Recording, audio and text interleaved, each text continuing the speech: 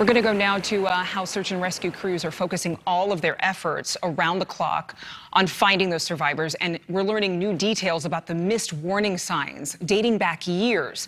The deadly condo collapse now also raising concerns across the state of Florida as people living in similar buildings wonder, could they be next? NewsNation's Rutabae Shabazi is live in Surfside now with a closer look at the clues now under scrutiny.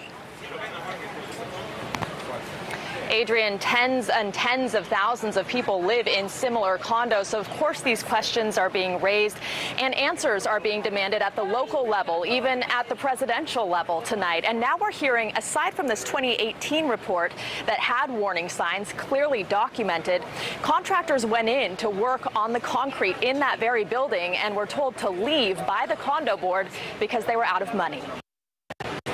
There is going to be a thorough and full investigation of what led to this tragic event. We are going to get to the bottom of what happened here. While the search for people continues, the search for answers is heating up as new revelations come to light. In an interview with NPR, Susana Alvarez says she was assured the building was safe in a meeting between the condo board and the town of Surfside in November, a month after a report highlighting major structural failures. I want you to know that in 2018, we had a board meeting and we sat there with the town of Surfside, and the town of Surfside said to us that the building was not in bad shape. At press conferences, public officials have reiterated they never knew about problems with the tower. But now Surfside Mayor Charles Burkett says he's disturbed by board minutes. Most recent are a couple disturbing comments that I saw regarding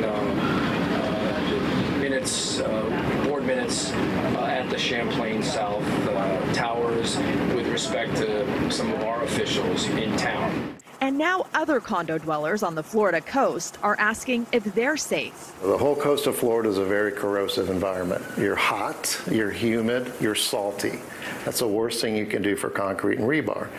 So every building built on the ocean in Florida is going to have those issues. So it's really a matter of maintenance. How do we maintain those buildings? William Cook is a structural engineer who lives and works in South Florida. He says people brought in to fix the problem were sent away because of the cost. So that particular building, I know two restoration contractors that worked on it. This was years ago, but they actually started restoration projects.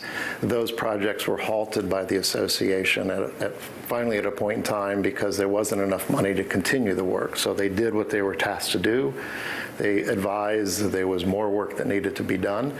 And then they were, the association didn't want to proceed at that time because of money issues. And this particular era, the 80s, I'm told by engineers, is particularly problematic because, as you recall, there was a recession, then there was a building boom. I'm told that builders in South Florida and around the country were basically building as fast as they could, as cheaply as they could, and that there are a lot of problems with buildings from that era when it comes to rebar and concrete and steel.